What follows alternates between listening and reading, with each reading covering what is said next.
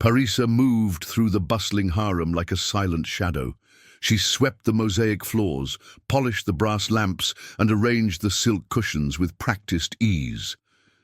The other servants chattered and gossiped around her, their voices a constant hum in the opulent rooms. But Parisa remained silent. She had not spoken a word since the night her village burned, the screams and the fire forever etched in her memory. She communicated through gestures, a tilt of her head, a gentle touch, her dark eyes expressing what her lips could not. Concubine Dilara, the harem's favored singer, often made Parisa the target of her cruel jests. "Look at the mute girl," she would sneer, her voice dripping with honeyed malice. "So quiet, so useless. What good is a servant who cannot even answer a simple question?" The other servants would giggle, eager to please Dilara. Parisa would simply lower her gaze and continue her work, her heart a heavy stone in her chest. When the sun dipped below the horizon and the harem quieted, Parisa would seek solace in the secluded courtyard. A marble fountain bubbled softly in the center, surrounded by fragrant fig trees. The moon cast a silvery glow on the scene, transforming it into a place of peace and quiet contemplation. Here, under the watchful eyes of the stars, Parisa would finally allow herself to make a sound. Not words, not yet, but melodies. Haunting, melancholic tunes would escape her lips, carried on the night air like whispers of a forgotten world. She would perch on the edge of the fountain, her bare feet dangling in the cool water, and hum to herself. Her voice, though untrained, was pure and clear, filled with a raw emotion that resonated with the stillness of the night. She would close her eyes, her fingers tracing the patterns on her simple cotton dress, and lose herself in the music. It was her only comfort, her only escape from the memories that haunted her waking hours. The courtyard became her sanctuary, the moon her confidant, and the melodies her silent language. Sheikh Musa, ruler of the vast and prosperous land, sighed. The court poets recited their flowery verses, the musicians played their intricate melodies, and the dancers twirled in shimmering silks. Yet it all felt hollow, a performance for his benefit, lacking genuine heart. He longed for something real, something true, something that resonated with the quiet yearnings of his own soul. Tired of the endless flattery and empty gestures, he often found himself wandering the palace corridors at night, seeking a moment of peace, a glimpse of authenticity. One night, as he walked through the silent halls, a sound drifted to him, carried on the gentle breeze. It was a melody, unlike any he had heard before. Haunting and ethereal, it seemed to rise from the very heart of the night. Intrigued, he followed the sound, his footsteps muffled by the thick carpets. The melody led him to a secluded courtyard, hidden behind a tapestry of climbing jasmine. He peered through the fragrant blooms, his heart quickening with anticipation. In the moonlit courtyard, bathed in the soft glow of the stars, he saw her. A young woman perched on the edge of the marble fountain, her head tilted back as if singing to the heavens. Her voice, though soft, carried an immense weight of sorrow and a quiet strength that captivated him. He recognized her as one of the harem servants, the silent girl who moved through the palace like a gentle ghost. He had seen her often, but never like this. Never had he heard her voice, never witnessed the raw emotion that poured from her as she sang to the moon. Hidden amongst the shadows of the fig trees, Musa listened, unseen. The melody weaved a tapestry of loss and longing, of pain and hope.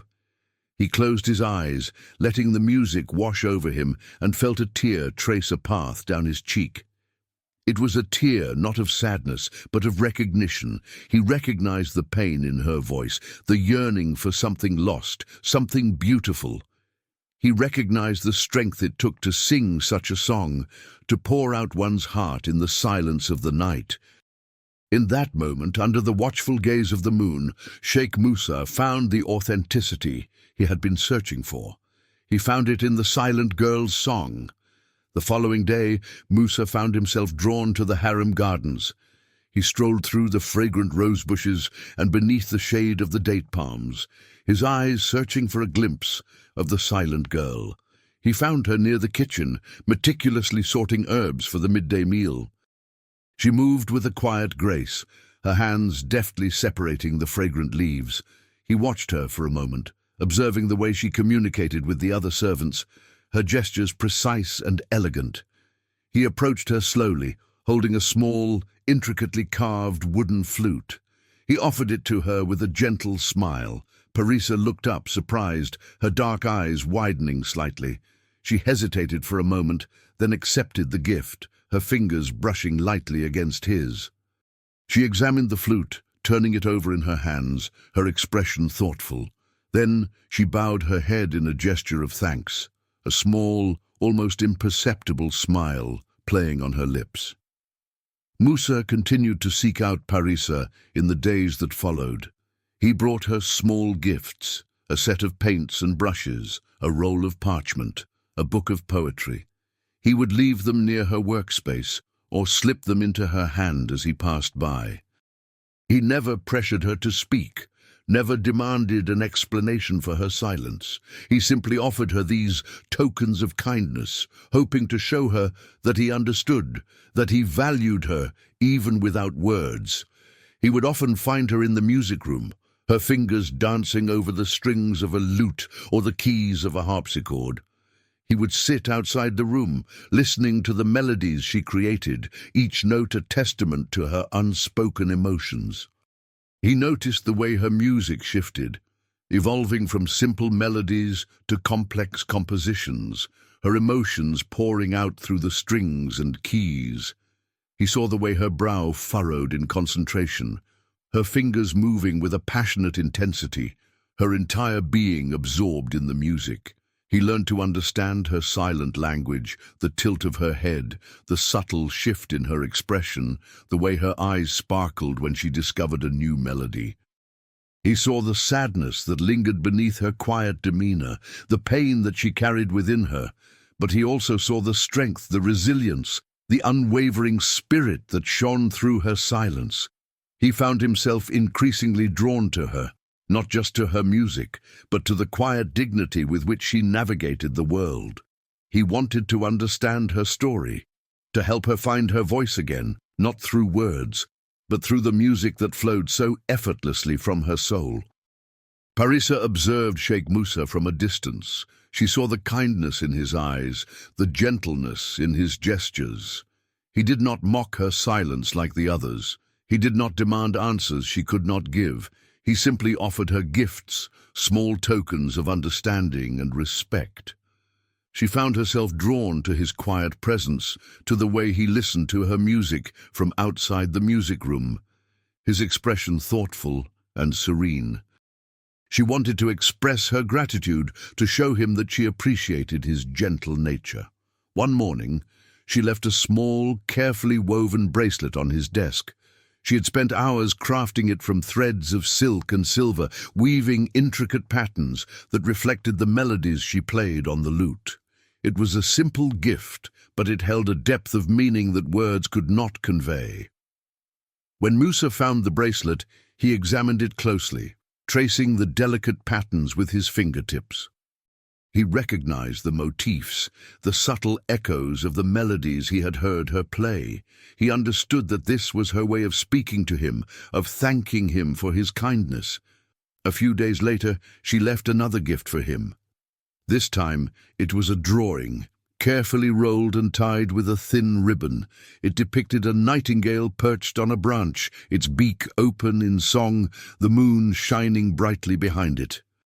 Parisa had captured the essence of the bird's song, the beauty and the melancholy, the same qualities that resonated in her own music.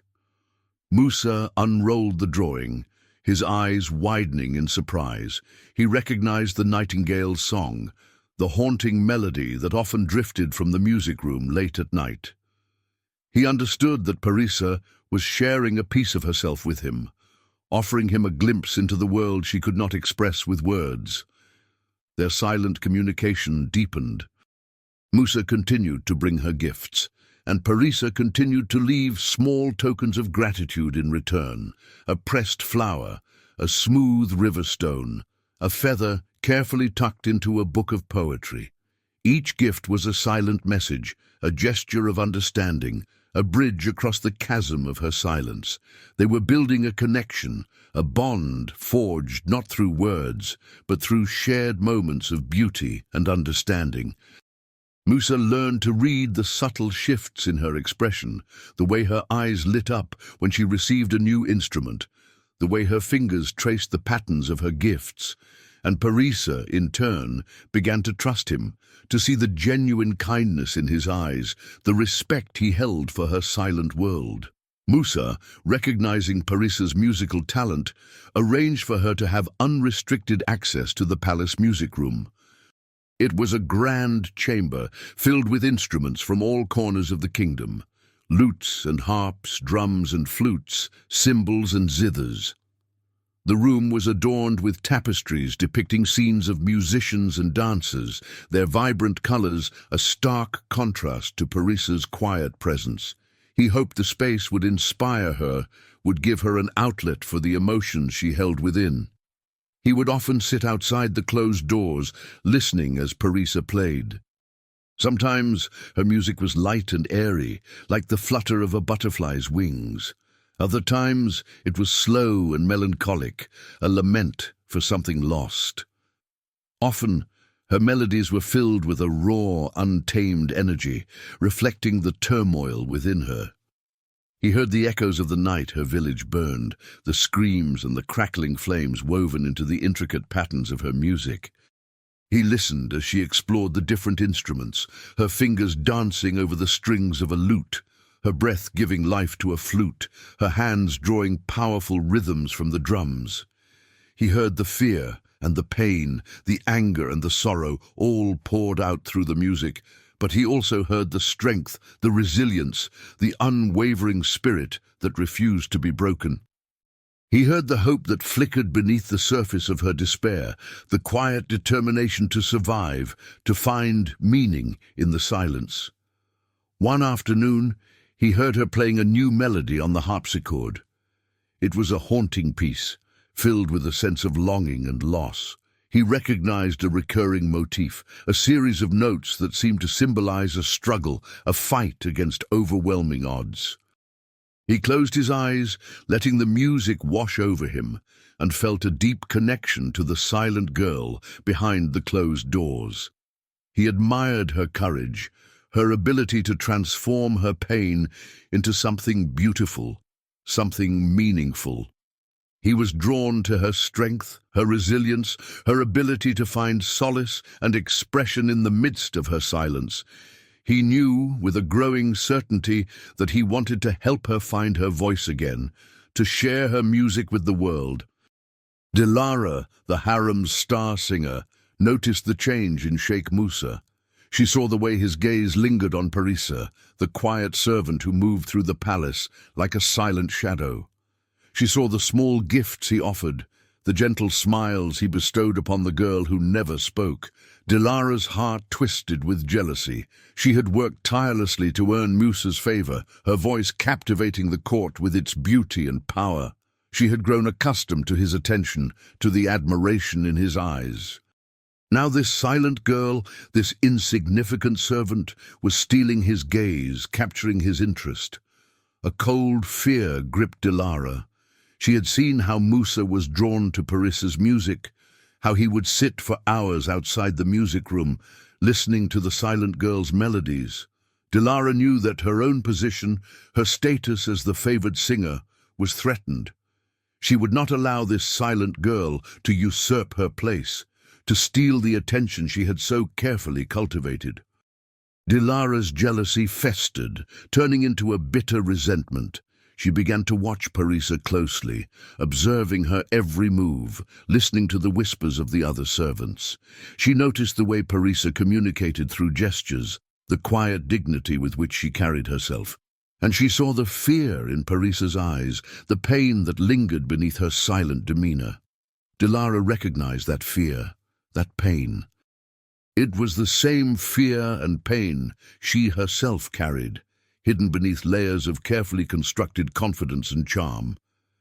Fueled by her jealousy and insecurity, Dilara decided to act. She began to spread rumors about Parisa, whispering to the other servants that the silent girl's silence was not natural, that it was a sign of something dark and sinister. "She is a witch," Dilara hissed, her voice laced with venom. "Her silence is a curse. Her songs are filled with dark magic." The other servants, eager to please Dilara and fearful of crossing her, quickly picked up on her insinuations. They began to avoid Parisa, whispering behind their hands, their eyes filled with suspicion and fear. "Did you hear?" one servant whispered to another. "Dilara says the silent girl's songs can steal your soul." "I saw her in the courtyard last night," another servant chimed in. "She was chanting under the moon. It was terrifying." "Aye!" The rumors spread like wildfire through the harem, poisoning the air with fear and suspicion. Parisa, unaware of the whispers swirling around her, continued her work, her silence a shield against the world's harsh judgments. But Dilara's words, like venomous seeds, had been planted. They would take root, growing into a tangled web of fear and mistrust, threatening to engulf the silent girl in their poisonous embrace. A grand celebration was planned to mark the anniversary of Sheikh Musa's ascension to the throne. Musicians from across the land were invited to perform, poets prepared their most eloquent verses, and dancers practiced their intricate routines. Musa, however, found himself preoccupied with a different kind of music. He remembered the night he had discovered Parisa singing in the moonlit courtyard, the raw emotion in her voice, the haunting beauty of her melodies. He believed her music held a power, a truth that resonated far deeper than the polished performances of the court musicians. He envisioned Parisa standing before the assembled court, her voice filling the grand hall, her music touching the hearts of all who listened.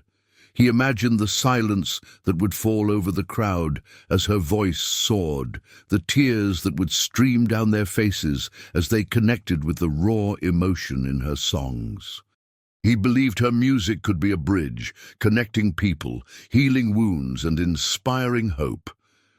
He decided he wanted Parisa to sing at the celebration. He wanted to share her gift with his people, to allow her voice to reach beyond the confines of the harem walls. He knew it would be a risk, exposing her to the judgment of the court, to the potential ridicule and criticism of those who did not understand. But he believed in the power of her music, in its ability to transcend differences and touch the deepest parts of the human soul. Yet a nagging worry gnawed at him.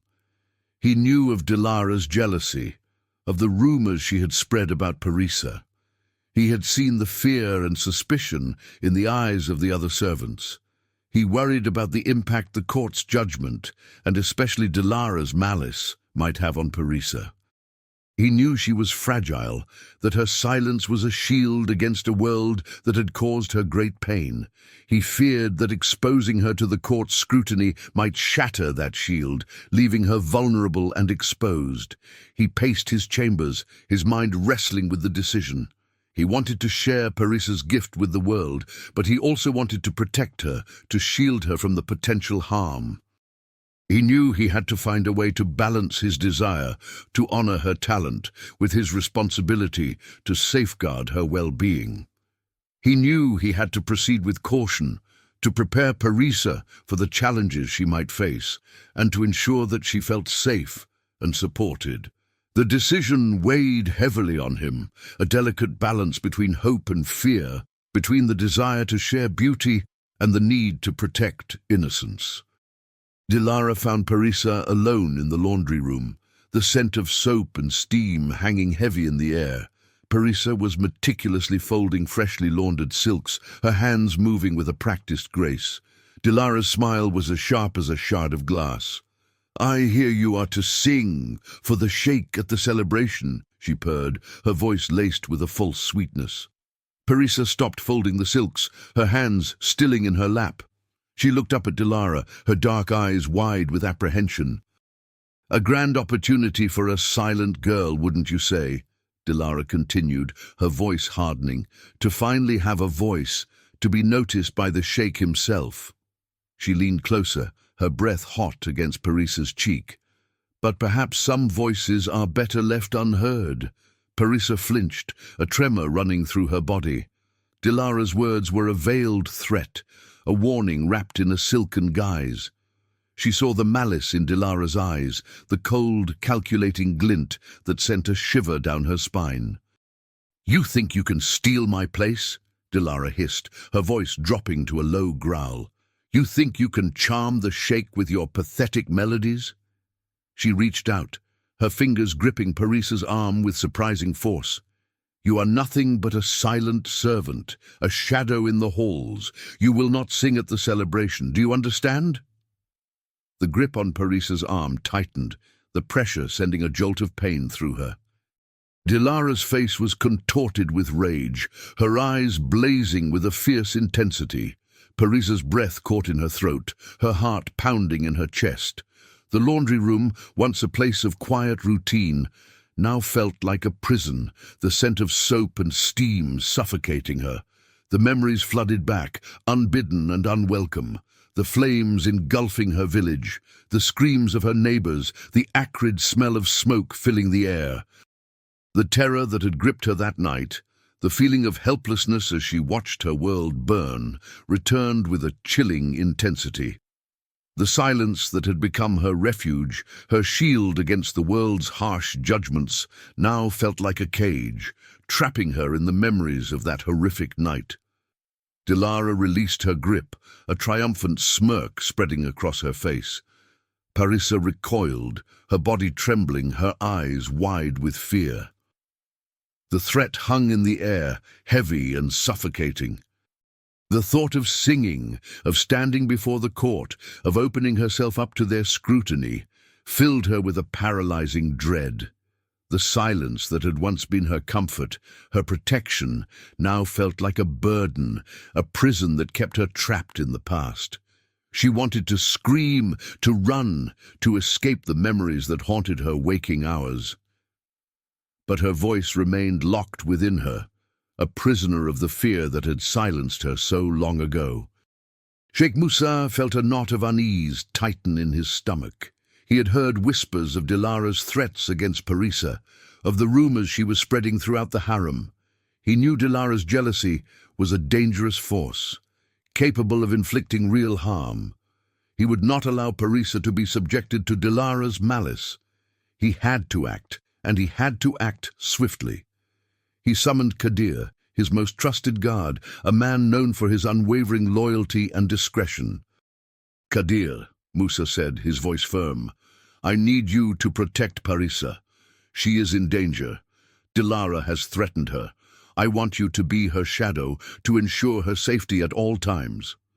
Qadir bowed his head, his hand resting on the hilt of his scimitar. "It shall be done, Your Highness." Later that day, Musa sought out Parisa in the palace gardens. He found her sitting by the fountain, her fingers tracing patterns in the water. She looked up as he approached, her eyes filled with a mixture of fear and apprehension. He sat beside her, offering her a reassuring smile. He knew she understood the danger she was in, the power Dilara held within the harem. He took her hand in his touch gentle but firm. "Parisa," he said, his voice soft, "I know you are afraid. I know Dilara has threatened you, but you must not let fear silence you. Your music is a gift, a treasure that should be shared with the world. Do not let her steal your voice, your spirit." He saw the flicker of doubt in her eyes, the lingering fear that held her captive. He squeezed her hand, offering her a silent promise of protection. "I will protect you, Parisa," he said, his voice filled with conviction. "I will not allow anyone to harm you. You are safe here. Trust me." He spoke of the upcoming celebration, of the opportunity to share her music with the court. He saw the fear return, the memories of the past resurfacing in her eyes. He understood her hesitation, the trauma that had silenced her. But he also saw the spark of hope, the flicker of desire to overcome her fear, to share her gift with the world. "Your music is a source of strength, Parisa," he said, his voice gentle. "It is a testament to your resilience, your spirit. Do not let fear hold you back. Embrace your gift. Share your voice with the world. Let your music heal, inspire, and transform." He looked into her eyes, his gaze filled with warmth and encouragement. He knew it would not be easy, that the journey ahead would be filled with challenges, but he also knew that Parisa possessed an inner strength, a quiet power that would help her overcome her fear and find her voice again. He would be there to support her, to protect her, to help her navigate the treacherous path ahead. Parisa found solace in the music room, surrounded by instruments that seemed to hum with unspoken stories. Sheikh Musa's kindness, his gentle encouragement, had sparked a flicker of hope within her. The fear still lingered, a dark shadow clinging to the edges of her heart, but a new feeling was emerging, a desire to express the pain she had carried in silence for so long. She began to explore the depths of her memories, the fragments of that horrific night returning with a chilling clarity. She remembered the fire, the suffocating smoke that filled the air, the screams that echoed through the night. She remembered the fear that had paralyzed her, the helplessness as she watched her world crumble around her. And she remembered the sword, a wickedly curved blade, scarred and dented, glinting in the firelight. She had seen it wielded by a man with a cruel face and cold, merciless eyes. The image of the sword, a symbol of violence and destruction, had been seared into her memory. She sat at the harpsichord, her fingers hovering over the keys. A melody began to form, slow and melancholic, a lament for the lost innocence of her village. She incorporated the recurring motif, a series of sharp, dissonant chords representing the scarred sword. The motif echoed through the melody, a constant reminder of the violence that had shattered her world. She moved to the lute, her fingers plucking the strings with a newfound intensity.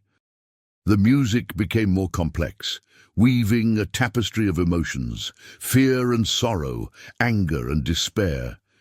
She incorporated the sword motif again, this time transforming it into a series of rapid staccato notes, mimicking the swift, brutal strokes of the blade. The music built to a crescendo, then faded into a quiet, haunting melody, a reflection of the silence that had enveloped her life. She experimented with the flute, the breathy notes echoing the whispers of the wind that carried the scent of smoke on that fateful night. The sword motif returned, softened and ethereal, like a distant memory, a ghost of the violence that had silenced her. Night after night, she poured her heart into her music, weaving the fragments of her past into a tapestry of sound. The scarred sword became a recurring symbol, a coded reference to the trauma she had endured. She did not yet have the words to tell her story, but her music spoke for her, expressing the pain, the fear, and the quiet resilience that had sustained her through the years of silence. The music room became her sanctuary, a place where she could confront her demons, where she could transform her pain into something beautiful, something meaningful. She was no longer just a silent servant, a shadow in the halls. She was a storyteller, a musician, a survivor who was finding her voice again, not through words, but through the power of music. Musa sat outside the music room, lost in the haunting melody that drifted through the closed doors. Parisa's music had become a nightly ritual, a language he was slowly learning to understand. Tonight, however, something was different. A new motif had emerged, a recurring series of sharp, dissonant chords that resonated with a chilling familiarity. He recognized the pattern, the way the notes rose and fell like a whispered threat, a chilling reminder of violence. The motif repeated itself, weaving its way through the melody, growing in intensity, then fading into a quiet, haunting refrain. It was the sound of a scarred sword, its jagged edge tearing through flesh and bone. Musa shivered, a cold dread creeping up his spine. He had heard that sound before, not in music, but in whispered stories of a notorious bandit leader who had terrorized the countryside years ago. The bandit's name was Reza, a ruthless man known for his brutality and his signature weapon, a wickedly curved scimitar, scarred and dented from countless battles.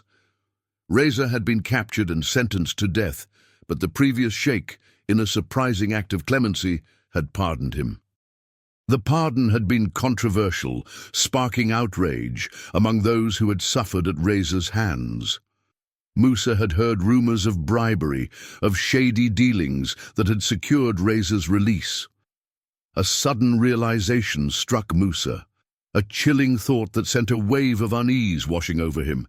He remembered hearing that Reza had a sister, a beautiful and ambitious woman who had risen to prominence in the previous sheikh's court. He remembered her name, Dilara. The pieces began to fall into place, forming a grim picture in Musa's mind. Parisa's village had been destroyed, its inhabitants slaughtered just before Musa's ascension to the throne. The timing had always seemed suspicious, too convenient for those who had sought to destabilize the region. Now, listening to Parisa's music, hearing the recurring motif of the scarred sword, a chilling suspicion began to form in Musa's mind. Could Dilara's family, led by her ruthless brother Reza, have been responsible for the attack on Parisa's village? Could Dilara's jealousy of Parisa be rooted in something far deeper, far more sinister than mere rivalry within the harem? The thought was unsettling, a dark stain on the tapestry of his court. He had to know the truth. He had to uncover the secrets that lay buried beneath the surface of Dilara's charm and Parisa's silence. He rose from his seat, his mind racing, a new determination hardening his resolve. He would launch a discreet investigation, searching for any survivors of the massacre, any evidence that could link Dilara's family to the attack. He would uncover the truth, no matter how dark and unsettling it might be. He owed it to Parisa, to his people, and to the memory of the silenced village. Musa moved with a quiet urgency, his actions veiled in secrecy. He knew that any open investigation into the massacre of Parisa's village would be met with resistance, perhaps even outright hostility. Dilara's influence within the court was considerable, and her family's connections ran deep. He needed to tread carefully, to gather evidence without arousing suspicion. He summoned Qadir, his trusted guard, and instructed him to begin a discreet search for any survivors of the attack. "Qadir," Musa said, his voice low and serious, "I need you to find anyone who might have escaped the massacre of Parisa's village. They may be scattered, in hiding, fearful of speaking out. Assure them of my protection, of my desire to know the truth." Qadir bowed his head, his expression grim. "I will begin the search immediately, Your Highness." He vanished into the night, a shadow melting into the darkness. Musa also dispatched messengers to the surrounding villages, seeking information about the bandit leader Reza and his activities in the years leading up to the massacre. He requested detailed reports of any raids, any attacks that bore Reza's signature brutality. He offered rewards for information, promising protection to those who came forward. He spent hours poring over old records, searching for any mention of Dilara's family, any connection they might have had to the previous sheikh, any hint of the shady dealings that had led to Reza's pardon. He discovered that Dilara's family had been granted vast tracts of land shortly after Reza's release, a reward, it seemed, for services rendered. The land had belonged to villages that had mysteriously disappeared, their inhabitants never seen again. He interviewed the palace staff discreetly, seeking information about Dilara's past, her family's connections, any whispers of their involvement in illicit activities. He learned that Dilara had arrived at the palace shortly after her brother's pardon, her rise to prominence swift and unexpected. Some of the older servants spoke of hushed rumors, of dark secrets surrounding Dilara and her family, of whispers of violence and intimidation. Slowly, painstakingly, Musa began to piece together a picture of Dilara's family, their ruthless ambition, their willingness to use violence to achieve their goals. The evidence was circumstantial, but it was mounting. The scarred sword motif in Paris's music, the timing of the massacre, the suspicious land grants, the hushed rumors within the palace, it all pointed to a dark and disturbing truth. Dilara's jealousy of Parisa was not simply the rivalry of two singers. It was rooted in something far deeper, far more sinister. It was the fear of exposure, the fear that Parisa's silence held the key to unlocking the secrets of Dilara's past. Musa summoned Dilara to his private chambers. The room was dimly lit, the only light coming from a single oil lamp, casting long shadows on the walls. The air was thick with unspoken tension. Dilara entered, her usual confidence replaced by a flicker of unease. She bowed low, her gaze fixed on the intricate patterns of the carpet. "You summoned me, Your Highness?" Musa gestured for her to sit. He watched her closely, observing the subtle tremor in her hands, the slight tightening of her jaw. "Dilara," he began, his voice calm but firm, "I have some questions for you regarding the destruction of Parisa's village." Dilara's eyes widened, a flicker of fear crossing her face. She quickly composed herself, her expression hardening. "I know nothing of this, Your Highness," she said, her voice smooth and controlled. "It was a tragic event, a senseless act of violence, but I had no involvement in it." "Are you certain?" Musa pressed, his gaze unwavering. "I have reason to believe that your brother, Reza, may have been involved." Dilara's composure cracked, a flash of anger crossing her face. "Reza?" she scoffed. "You dare to accuse my brother? He's a reformed man." "The previous sheikh pardoned him. He would never resort to such violence." "Perhaps," Musa said, his voice laced with skepticism. "But I have heard stories, Dilara. Stories of a scarred sword, a signature weapon wielded by a ruthless bandit leader. A sword that echoes through Parisa's music." Dilara's face paled, her eyes darting around the room as if searching for an escape. "That girl," she spat, her voice dripping with venom, "she is a liar. She is trying to slander my family, to destroy my reputation. She is jealous of my position, of my favor with you." "Jealousy?" Musa raised an eyebrow, his gaze piercing. "Or fear, Dilara? Fear of exposure?" Dilara rose to her feet, her hands clenched at her sides. "I will not tolerate these accusations," she declared, her voice trembling with indignation. "That girl is a manipulative liar. She is trying to turn you against me with her fabricated stories and her pathetic songs. She should be punished for her lies." "Punished?" Musa's voice hardened. "Or silenced, Dilara? Is that what you truly desire? To silence the one voice that can expose the truth?" Dilara's defiance wavered, a flicker of doubt crossing her face. She opened her mouth to speak, then closed it again, her lips pressed into a thin line. The silence hung heavy in the air, broken only by the flickering of the oil lamp. Musa watched her, his gaze unwavering, waiting for her response. The truth, he knew, was lurking just beneath the surface, waiting to be revealed. The grand hall buzzed with anticipation. Guests adorned in silks and jewels filled the space, their voices a low murmur of excitement. The celebration was about to begin. Musa stood on the dais, his expression grave.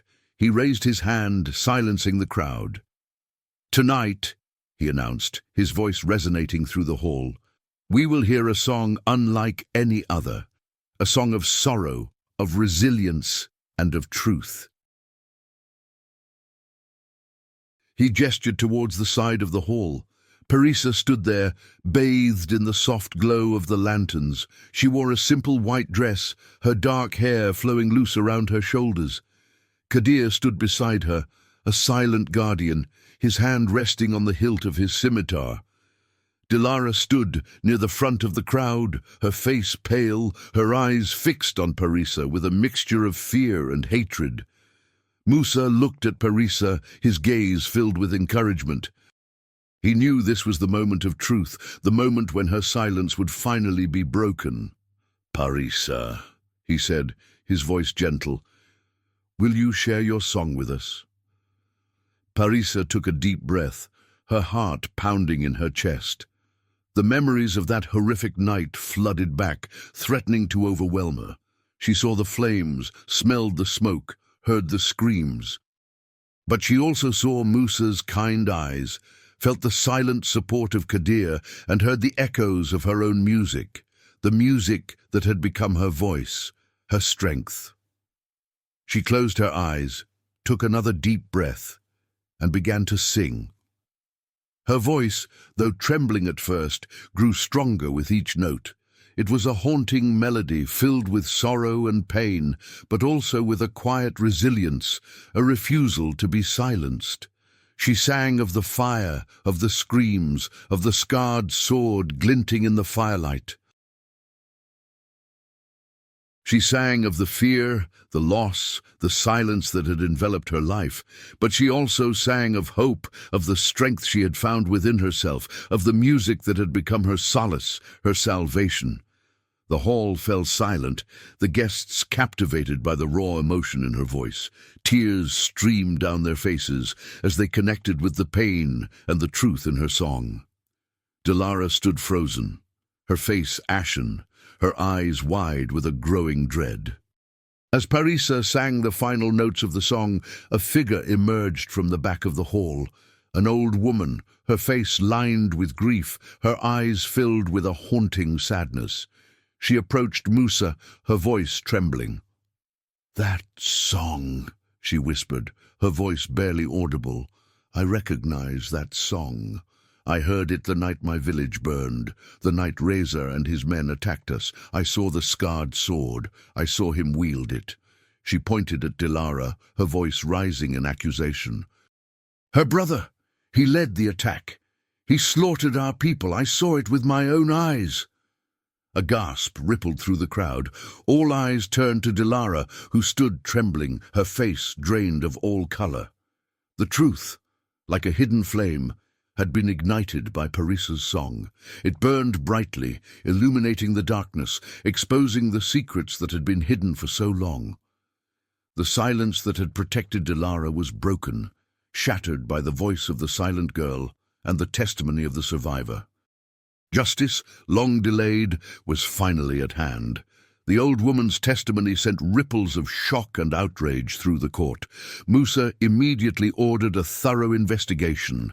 Royal guards searched Dilara's chambers, uncovering hidden documents and correspondence that confirmed her family's involvement in the massacre. The letters revealed a plot to gain favor with the previous sheikh by eliminating a village that had resisted his rule. Parisa's village had been chosen as a scapegoat, a sacrifice to solidify Dilara's family's position in the court. The evidence was irrefutable. Dilara's carefully constructed facade crumbled, revealing the cold, calculating ambition that lay beneath. She was stripped of her title, her privileges revoked and banished from the court, her cries of innocence echoing through the silent halls.